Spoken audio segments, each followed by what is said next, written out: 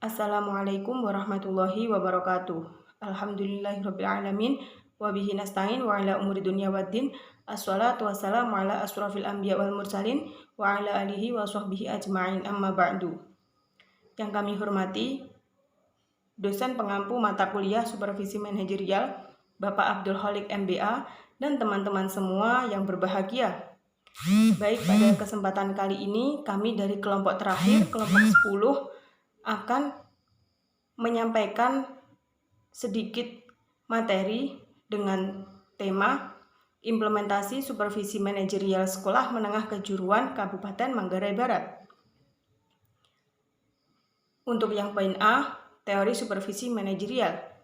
Supervisi manajerial adalah supervisi yang berkenaan dengan aspek pengelolaan sekolah yang berkaitan langsung dengan peningkatan efisiensi dan efektivitas sekolah, di mana di dalamnya mencakup beberapa hal, seperti perencanaan, koordinasi, pelaksanaan, penilaian, pengembangan kompetensi sumber daya kependidikan, dan sumber daya yang lainnya. Supervisi manajerial ini dapat dilakukan dengan cara berinteraksi, baik secara langsung maupun secara tidak langsung, antara supervisor dengan kepala sekolah dalam memberikan kontribusi peningkatan proses pengelolaan organisasi sekolah agar lebih efektif dan efisien dalam mendayagunakan seluruh sumber daya sekolah. Jadi, supervisi manajerial sendiri merupakan suatu upaya memberikan bantuan kepada kepala sekolah dengan tujuan untuk mengembangkan profesi, meningkatkan kompetensi, guna untuk meningkatkan mutu kinerjanya dalam mengelola organisasi, dengan harapan akan dapat menyelenggarakan pendidikan secara efektif dan efisien.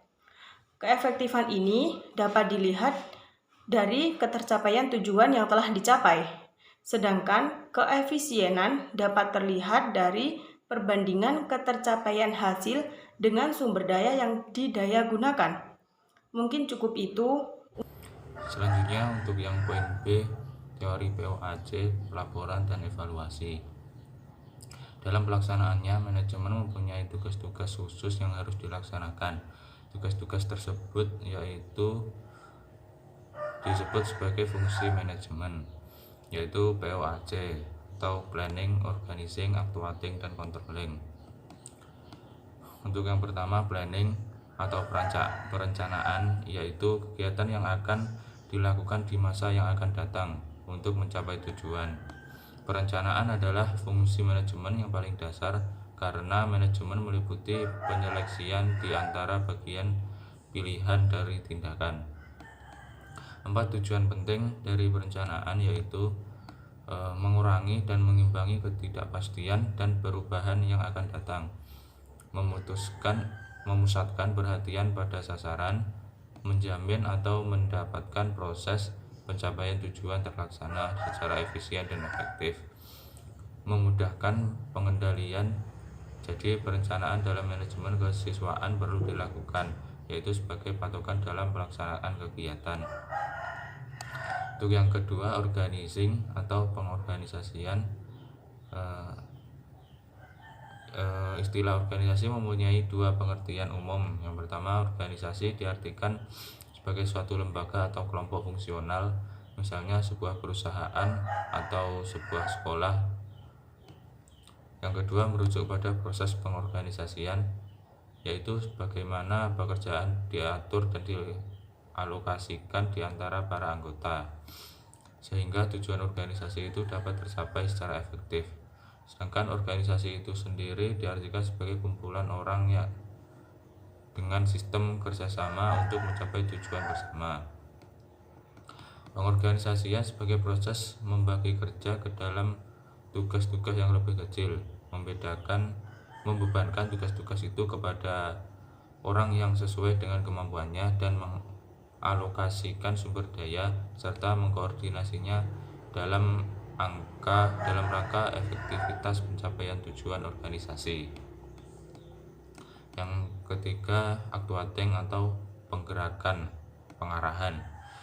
adalah fungsi manajemen yang terpenting dan paling dominan dalam proses manajemen. Fungsi ini baru dapat diterapkan setelah rencana, organisasi, dan karyawan ada. Jika fungsi ini diterapkan, maka proses manajemen dalam merealisasi tujuan dimulai. Penerapan fungsi ini sangat sulit, rumit, dan kompleks karena karyawan tidak dapat dikuasai sepenuhnya. Hal ini disebabkan karyawan adalah makhluk hidup yang punya pikiran, perasaan, harga diri, cita-cita, dan lainnya. Fungsi pengarahan ini adalah ibarat starter mobil. Artinya, mobil baru dapat berjalan jika kunci starternya telah melaksanakan fungsinya. Demikian juga proses manajemen baru terlaksana setelah fungsi pengarahan diterapkan. Definisi pengarahan ini dikemukakan oleh Malayu S. P. Hasibuan sebagai berikut, yaitu pengarahan adalah mengerahkan semua bawahan agar mau bekerja sama dan bekerja efektif dalam mencapai tujuan.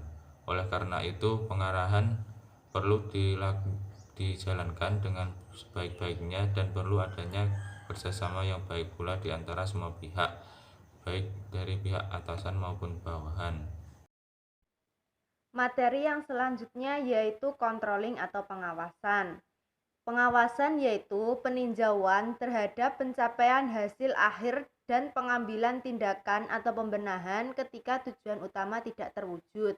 Pengawasan atau pengendalian merupakan fungsi yang harus dilakukan manajer untuk memastikan bahwa anggota melaksanakan aktivitas yang membawa organisasi ke arah tujuan yang ditetapkan. Dengan demikian dapat diartikan bahwa pengawasan merupakan cara untuk mengatur pekerjaan yang direncanakan dan memastikan bahwa anggota melakukan aktivitas yang membawa organisasi ke arah tujuan yang ditetapkan dan apabila ada kendala dapat segera diselesaikan. Yang selanjutnya yaitu evaluasi. Evaluasi supervisi manajerial merupakan tahap penilaian terhadap hasil pelaksanaan supervisi sebelumnya. Evaluasi manajerial ini dilakukan setelah satu kegiatan selesai dilakukan. Evaluasi supervisi juga dijadikan sebagai bukti bahwa pengawas telah melaksanakan tugasnya dengan baik, dan evaluasi juga dijadikan sebagai pedoman bagi pengawas untuk merencanakan program supervisi selanjutnya. Jadi dengan adanya evaluasi yang pernah dilakukan itu bisa dijadikan pedoman atau dasar untuk melakukan perencanaan supervisi selanjutnya. Yang terakhir yaitu pelaporan. Pelaporan merupakan bukti bahwa seorang pengawas telah melaksanakan tugas kepengawasannya. Pelaporan merupakan catatan yang fundamental atau mendasar dan berguna bagaikan cermin yang menunjukkan kualitas supervisi. Menyusun laporan kegiatan supervisi merupakan bukti pertanggungjawaban pengawas terhadap tugasnya.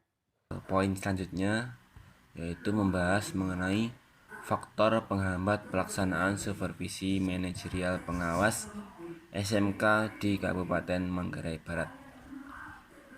Ada beberapa faktor yang menjadi penghambat. Yang pertama yaitu kompensasi atau UJT, uang jalan tetap pengawas sekolah tidak cukup. Yang kedua ada kondisi geografis. Yang ketiga ada rendahnya respon sekolah terhadap tugas pengawas sekolah. Yang keempat kurangnya dukungan dari dinas pendidikan. Yang kelima itu ada intervensi politik dalam pendidikan. Dan yang terakhir yaitu ada kompetensi pengawas sekolah, di mana pada kompensasi atau uang jalan tetap pengawas sekolah tidak cukup. Itu dalam teori motivasi kerja, upah atau gaji memiliki pengaruh tingkat usaha maupun ketekunan pekerja dalam menjalankan pekerjaannya. Yang kedua kondisi geografis. Nah, di mana faktor kenyamanan dan keselamatan pekerja menjadi hal utama yang harus diperhatikan dan menjadi pertimbangan oleh seorang pengawas. Dalam kajian mengenai pengaruh lingkungan fisik, itu pekerjaan yang menyebabkan tekanan atau tingkat kesetresan. Terus yang ketiga itu rendahnya respons sekolah terhadap tugas pengawas sekolah. Yang keempat, kurangnya dukungan dari dinas pendidikan. Yang kelima ini intervensi politik dalam pendidikan.